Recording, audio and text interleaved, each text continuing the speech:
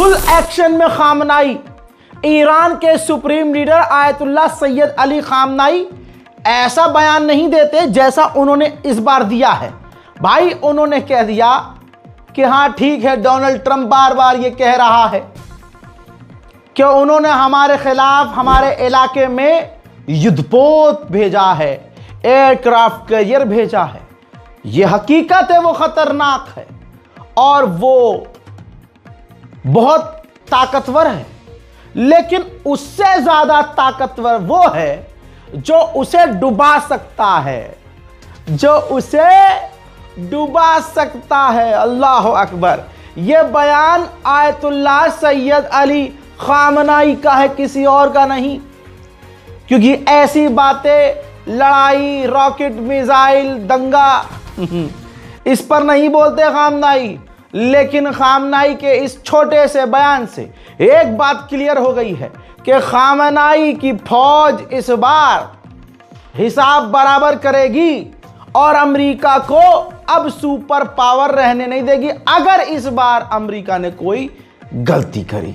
दोस्तों, यही तो वजह है कि अमेरिका अपनी सबसे खतरनाक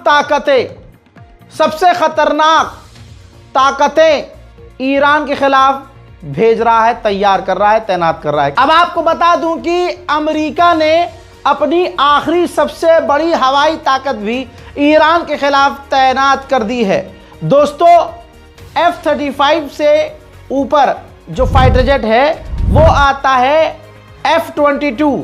ये वो फाइटर जेट है जो अमेरिका ने आज तक किसी को बेचा नहीं है। बस इतना समझ लीजिए, इजराइल को भी देने से इनकार कर दिया है, क्योंकि ये काफ़ी महंगा है। और F-22 की खासियत ये है कि दुनिया की कोई ताकत इसको रडार पर देख नहीं सकती है। तो देखिए दोस्तों, बता रहा हूं, F-35 18 F-35 18, दोस्तों 36 F-16 fighter jet, 12 F-22, 18 F-15 और 2 E-3 AVACS जासूसी जहाज। सबकी जानकारी आपके सामने है, स्क्रीनशॉट ले लीजिए। ये वो हवाई ताकत हैं अमेरिका की, जो अमेरिका की सारी बड़ी ताकत है, हवाई ताकत एयरफोर्स की, यूएस एयरफोर्स की, जो ईरान के खिलाफ तैनात है, हवा में है। और ईरान के खिलाफ अमेरिका की ये सबसे बड़ी ताकतें हैं जो इस वक्त तैनात हैं। अच्छा, F-22 के तैनात होने पर एक बात कहना चाहता हूं, ये जब F-22 पिछली बार ईरान के खिलाफ तैनात किया था ना, उसी वक्त हमला ईरान पर हुआ था, क्योंकि F-22 स्पेशली ईरान पर हमला करने के लिए इस्तेमाल अमेरिका ने किया था ताकि रडार में ये ना आ सके। तो अब जो F-22 तैनात हुआ है, इसके तैनात होते ही ये बात क्लियर हो गई है कि ईरान पर हमला करीब है।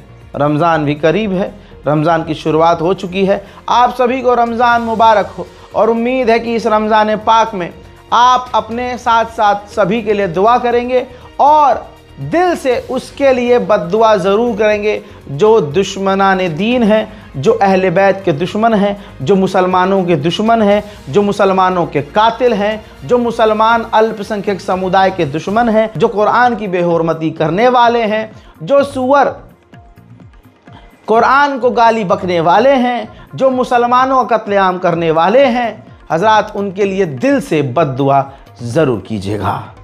एक दूसरे के लिए मोहब्बत, प्यार और उम्मीद जगाए रखिएगा। भाई, जैसा मैंने कहा कि खामनाई कभी धमकी नहीं देते थे, लेकिन इस बार आयतुल्लाह सैयद अली खामनाई ने जलवा दिखाया है अपना खुद का। आगे उन्होंने पता है अपने नेक्स्ट स्टेटमेंट में क्या कहा। उन्होंने कहा कि डोनाल्ड ट्रंप अमेरिका का राष्ट्रपति कहता है कि वो बहुत पावरफुल है, अमेरिका बहुत ताकतवर है, अमेरिका की फ़ौज दुनिया की सबसे बड़ी ताकतवर फ़ौज है।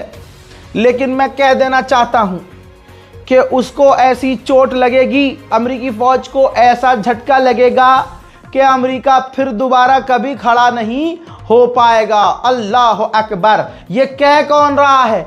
आयतुल्लाह सैयद अली खामनाई। तो इस बार तो खामनाई भी तैयार हैं। खामनाई ने यह भी कह दिया कि 47 साल में अमेरिका हमें अभी तक तबाह नहीं कर पाया, ना वो आगे कर पाएगा। और मैं लोगों से, आवाम से कहना चाहता हूं, सब कुछ नॉर्मल है, आप नॉर्मल रहिए, कोई खतरा नहीं है। हम खतरे के आगे डटकर खड़े हुए हैं। मजेदार बात यह है कि खामनाई ने अपने मुंह से ही क्लियर कह दिया कि हमारे पास मिसाइलों के कितने टाइप हैं, हमारी मिसाइलों की रेंज कितनी है, वो हमारा मामला है, इस पर हम अमेरिका से कोई बात नहीं करेंगे। अब जब खामनाई फ्रंट फुट पर आके खेलने लगे तो अमेरिका को दस्त लग गए। अमेरिका की गवर्नमेंट ने ऑफिशियली ट्वीट करके कहा है कि ट्रंप को धमकाना और अमेरिका को धमकाना यह अच्छा नहीं है। दुनिया को जो धमकाए उसको धमकाने वाला आज जवाब दे दे तो भैया अमेरिका को दस्त लग रहे हैं। भैया ईरान ने गर्दा उड़ा रखा है। ऐसा हमेशा होता है कि जब तनाव होता है तो ईरान शांति बनाए रखता है। ना ना ना, इस बार तो ईरान सोच रहा है कि मिटा ही दें ससुरे को इजराइल को मिटा ही दें और अमेरिका की कमर तोड़ दें। भाई पर्शियन गल्फ को ईरान ने, एक्सक्लूसिव तस्वीर ओनली ऑन रज़ाग्राफी, शेयर कीजिएगा इस वीडियो को। भाई ईरान ने पर्शियन गल्फ को जाम कर दिया, पूरा बंद कर दिया और वहां पर खुले में मिसाइल दागी, रॉकेट टेस्ट किया, मिसाइल टेस्ट किया, एयर डिफेंस सिस्टम, अपनी ताकत दिखाई, समुद्र में अपने युद्धपोत दिखाए, समुद्र में उसने अपने जैमर दिखाए, समुद्र के अंदर ईरान ने अपनी पूरी ताकत दिखाई, उसका ये वीडियो बनाया। वीडियो बनाने के बाद दुनिया के सामने जारी कर दिया। यानी ईरान जो कर रहा है बड़े लेवल पर कर रहा है और अमेरिका को मुंह तोड़ जवाब दे रहा है। इस बार क्लियर है कि या तो ईरान या तो इजराइल। इजराइल के पूर्व डिफेंस मिनिस्टर ने कहा कि ईरान पर हमला ये कोई पॉलिटिकल एक्शन डिसीजन नहीं है, ये एक ऑपरेशन है, जो होना है, जो जरूरी और तमाम हालात देखकर लग रहा है कि ये होकर रहेगा, यानी ईरान पर हमला होगा। और याद होगा ईरान की दूसरी मुलाकात जनेवा में हो गई है अमेरिका से। रिजल्ट ये है कि अमेरिका के मीटिंग के बाद ईरान के विदेश मंत्री ने कहा है कि हमारी मीटिंग कामयाब रही है, पॉजिटिव रही है और हमारी तीसरी मुलाकात, तीसरी बातचीत जल्द होने वाली है। मीटिंग में जो दूसरी मीटिंग हुई है इसका कुछ मामला सामने यूं आया है कि कहा जा रहा है कि ईरान ने ओपन होकर बात की है, डायरेक्ट बात की है। ईरान 3 सालों के लिए अपने यूरेनियम को रोकने को तैयार है और अपना बढ़ाया हुआ यूरेनियम कुछ देशों को, बाहर के दूसरे अपने साथियों को देने को तैयार है। लेकिन सामने से अमेरिका ने और कई तरह की मांग रखी जिस पर ईरान ने कुछ नहीं कहा और अब आगे इस पर ईरान तीसरी मुलाकात में जवाब देगा। वहीं ईरान के विदेश मंत्री ने दोहराया है कि हमारा न्यूक्लियर प्रोग्राम पीसफुल है, शांति और अमन के लिए है, इलेक्ट्रिसिटी के लिए है, बिजली के लिए, पानी के लिए, उत्पाद के लिए है। हमने ये साफ कह दिया है। ایران کاملا آماده است از خودش دفاع کنه علیه هر تهدید یا اقدام تجاوزکارانه و باید بگم که تبعات یه همچین اقدامی به مرزهای ایران محدود نخواهد شد. ईरानियन ऑफिशियल ने कहा कि हमारा मेन मकसद यह है कि जो अभी हम बात कर रहे हैं अमेरिका से, इस बातचीत के जरिए ईरान पर जो पाबंदियां लगाई गई हैं अमेरिका के द्वारा वो हटाई जाएं। من صبح هم خدمتتون عرض کردم که هیئت نمایندگی جمهوری اسلامی ایران با ترکیب کامل هم در حوزه اقتصادی و رفع تحریم ها که برای ما بسیار مهم هست و هم در حوزه فنی و موضوعات هسته‌ای و هم مباحث حقوقی اینجا حضور داره. در 2 روز گذشته، یعنی از دیروز تا الان، ما چند دور گفتگو داشتیم هم با وزیر امور خارجه عمان. वहीं ईरान के राष्ट्रपति पेजेश्कियान ने क्लियर कह दिया है कि कितनी बार कहें, बार बार कह चुके हैं, हर बार कह चुके हैं कि हम परमाणु नहीं बना रहे हैं और ना हम परमाणु बनाएंगे, लेकिन हमें न्यूक्लियर प्रोग्राम की जरूरत है सिविलियंस के लिए, उनके हक के लिए, उनके हुकूक के लिए, उनकी कामयाबी के लिए, बिजली के लिए, पानी के लिए, तरक्की के लिए हमें न्यूक्लियर प्रोग्राम की जरूरत है। हमें न्यूक्लियर परमाणु बनाने की जरूरत नहीं है, हम ये बार बार बोल चुके हैं। हज़रात, ईरान की नेशनल सिक्योरिटी काउंसिल राजी हो गई है कि IAEA की टीम को अपनी न्यूक्लियर साइट्स पर आने देंगे। सुन लीजिए। बिस्मिल्लाहिर्रहमानिर्रहीम। مطلع هستید که گروسی به عنوان مدیر کل آژانس به وظایف خودش عمل نکرد و ضروری بود که تنبیه بشه. اینکه ما اجازه ندادیم به دلیل اینکه حمله به مراکز فعالیت‌های صلح‌آمیز रशिया ने बरबर कर ईरान को हथियार दिए ही हैं, साथ ही रशियन ऑफिशियल भी ईरान आए, जिसके बाद देखा गया कि ईरान के विदेश मंत्री और कुछ राजनेताओं ने रूस के नेता से ईरान के राजधानी तेहरान में मुलाकात की है। ट्रंप का कहना यह है कि मेरा मानना यह है कि ईरान डील चाहता है, हम भी डील कर लेंगे अगर अच्छा ऑप्शन होता है तो, लेकिन अगर ईरान डील नहीं करता है तो ईरान के लिए मुसीबत होगी और हमारे पास ईरान के खिलाफ बड़े और अच्छे ऑप्शंस हैं। What are you expecting from these Iran talks in Geneva tomorrow? So I'll be involved in those talks indirectly, and they'll be very important. We'll see what can happen. I mean, it's been typically Iran's a very tough negotiator. They're good negotiators, or bad negotiators. I would say they're bad negotiators because we could have had a deal instead of sending the B-2s in to knock out their nuclear potential, and we had to send the B-2s. I hope they're going to be more reasonable. They want to make a deal. मेरे दोस्तों, इधर Iran के विदेश मंत्री का उल्टा ही बयान आया है। उन्होंने कहा एक बयान देते हुए कि हमें अपना न्यूक्लियर डिसमेंटल करना होगा वरना वो हमें डिसमेंटल कर देंगे। मैं भी हैरत में हूं। और फिर उन्होंने कहा कि हमें साथ मिलकर काम करना चाहिए कि दुनिया परमाणु मुक्त हो जाए। सुन लीजिए। International law. The choice before us is clear. Either we dismantle nuclear weapons or they will one day dismantle us. Together we can work to achieve a world free of nuclear weapons. लेकिन Iran की फौज का बड़ा जबरदस्त बयान है भाई। ये वीडियो जारी किया गया है और ईरान के ऑफिसर ने, नेवल ऑफिसर, आर्मी ने कह दिया है कि हम स्टेट ऑफ हॉर्मूज को पूरी तरह से किसी भी वक्त बंद करने के लिए पूरी तरह से तैयार हैं। हम जब चाहे स्टेट ऑफ हॉर्मूज को बंद कर सकते हैं। हजरत आपकी स्क्रीन पर स्टेट ऑफ हॉर्मूज का ये एक मैप लगा रहा हूं ताकि हमारे मोमिनात जो ये वीडियो देख रहे हैं, जो व्यूवर्स हैं, उनको समझ में आया कि स्टेट ऑफ हॉर्मूज क्या है। समुद्र का एक छोटा सा हिस्सा जो स्क्रीन पे छोटा दिख रहा है लेकिन ये बड़ा है। दुनिया का एक हिस्सा दूसरे हिस्से से इसी समुद्री इलाके से जाता है। दुनिया में जो ट्रेड होता है सबसे ज़्यादा, दुनिया का दो भाग है, एक भाग से दूसरे भाग को यही स्ट्रेट ऑफ हॉर्मूज कनेक्ट करता है। इसका लगभग आधे से ज़्यादा कंट्रोल ईरान के पास है और ईरान अगर थोड़ा सा ज़्यादा ताकत लगा देता है तो उसको पूरी तरह से बंद कर सकता है। और अगर ये बंद हो गया तो आधी दुनिया दूसरी दुनिया से कट जाएगी, दूसरे हिस्से से कट जाएगी और इसका इम्पैक्ट पूरी दुनिया पर पड़ेगा।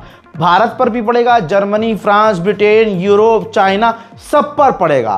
तो ऐसे में अगर ईरान कह रहा है कि स्टेट ऑफ हॉर्मूज बंद कर देंगे तो ये बहुत बड़ी बात है। डोनाल्ड ट्रंप ने सोचा कि वेनेजुएला है ईरान, आज इतनी हवा टाइट है, इतनी हवा निकली हुई है कि इसने अपने छेद सुकोड़े हुए हैं। आज इसके मुंह से निकला है, इसने अपने मुंह से कहा है कि मैंने अपने अफसरों को कह दिया कि अगर उन्होंने मुझे मार दिया, अगर ईरान ने मुझे मार दिया तो फिर उनको मिटा देना है। आय हाय हाय, मुसलमानों जागो। ये डर अमेरिका के राष्ट्रपति के सीने में लाने वाला सऊदी अरब, तुर्की कोई और नहीं है, खामनाई है। सुनो बयान। They haven't done that, and that would be a terrible thing for them to do. Not because of me. If they did that, they would be obliterated. That would be the end. I've left instructions. If they do it, they get obliterated. There won't be anything left. And they shouldn't be able to do it. And Biden should have said that, but he never did. I don't know why. Lack of intelligence, perhaps. But he never said it. If that happens to a leader, or close to a leader, frankly, if you had other people involved also, you would call for total obliteration of a state that did it. That would include Iran. So I'm signing. हजरात, middle east में America के tanker, ये देखिए, middle east में नजर आए हैं। जमीन से फोटो खींचा गया है कि लगभग 6 फाइटर जेट एक साथ मिडिल ईस्ट में एक टैंकर से F-22 एक साथ टैंकर से रिफ्यूल किए जा रहे हैं, यानी ईरान पर हमले की पूरी प्रैक्टिस चल रही है। ईरान के विदेश मंत्री ने अमेरिका के दोगलापन को जवाब देते हुए कहा कि उनकी आंखें फूट गई हैं, उनकी आंखें बंद हो गई हैं और इजराइल के जो न्यूक्लियर प्रोग्राम है उनको नजर नहीं आ रहे हैं। उसका इजराइल के पास जो परमाणु है वो नजर नहीं आ रहा है, लेकिन हमारा पीसफुल न्यूक्लियर प्रोग्राम जो जनता, आवाम, बिजली, पानी के लिए है वो उन्हें खतरा लग रहा है। इसके बाद ईरान के विदेश मंत्री ने यह भी कहा कि हम अपने आप को, अपनी ज़मीन को हर हाल में बचाएंगे। अगर कोई भी रेकलेस काम किया गया, कोई भी एक्शन हमारे खिलाफ लिया गया और कोई भी गलती की गई तो हमारी जवाबी कार्रवाई ईरान के बॉर्डर के बाहर तक, अड़ोस पड़ोस तक जाएगी। उधर ईरान के राष्ट्रपति ने चैलेंज कर दिया, आओ और देखो, जांच करो और साबित करो कि हाँ, हम परमाणु बना रहे हैं। इजराइल की भी इतनी हवा टाइट है कि जल्दी जल्दी उसने अपना एरो 3 के बाद advance arrow 4 air defence system बना लिया है और ईरान के खौफ से अब वो तुरंत इस एरो 4 को तैनात करने की तैयारी में है। मेरे दोस्तों, ईरान के फौज के कमांडर ने कह दिया है कि चाहे अमेरिका 12 एयरक्राफ्ट कैरियर तैनात कर दे, वो हमारा कुछ नहीं कर सकते। उसको अपने एयरक्राफ्ट कैरियर अपने मुल्क में तैनात करना चाहिए और अपने पर ध्यान देना चाहिए। आगे क्या होने वाला है? 12 تا ناو هواپیمابرش هم بیاره اینجا هیچ غلطی نمیتونه امریکا بکنه. امریکا حتما شکست خورده است. امریکا ناتوان از هر تعرضی باید بره داخل خودش رو جمع کنه. همون لشکرکشی‌هایی که داخل ایالت خودش می‌کنه بره اونا رو جمع کنه. مسئولای ما چجوری میتونن آمریکا رو مایوس بکنن؟ امریکا دیگه مایوس هست. امروز سرافکنده دنیاست. رئیس جمهورش پرونده فساد افسینشه. روابطش با صمیمی‌ترین دوستاش که اروپا و کانادا اینا باشن در آستانه جنگ. امریکا دیگه تمام. हजरात, आइए ईरान की मिलिट्री साइट्स की कुछ तस्वीरें दिखा रहा हूं। डिफेंस एलाइट ने वीडियो जारी किया है। दोस्तों, कहा जा रहा है तेलगान 2 पारचीन मिलिट्री कॉम्प्लेक्स 13 फरवरी की तस्वीर अब सामने आई है, जिसके अंदर ईरान ने अपनी मिलिट्री साइट को पूरी तरह से रेत और बालू से ढक दिया है। हजरात, उधर इजराइल ने ऐलान किया है कि अमेरिका और ईरान की बातचीत नाकाम हो चुकी है और ईरान पर हमला होने वाला है। शेयर कीजिएगा दोस्तों इस वीडियो को। ये वीडियो बहुत ज़रूरी है। रमज़ान हमें, मेरा मतलब मानना ऐसा है, जो मेरा दिमाग कह रहा है, जो हमारे पास जो एक्सपर्ट्स हैं, जो हमारे पास एक्सपर्ट हैं, उनका सबका ये कहना है कि अंदेशा है 99% अमेरिका और इजराइल रमज़ान पाक के अवसर पर ही ईरान पर हमला करेंगे। आपको क्या लगता है? नीचे कमेंट कीजिएगा। चैनल को जल्दी से सब्सक्राइब कीजिए, वीडियो को शेयर कीजिए, अपनी राय कमेंट में लिखिए। वस्सलाम।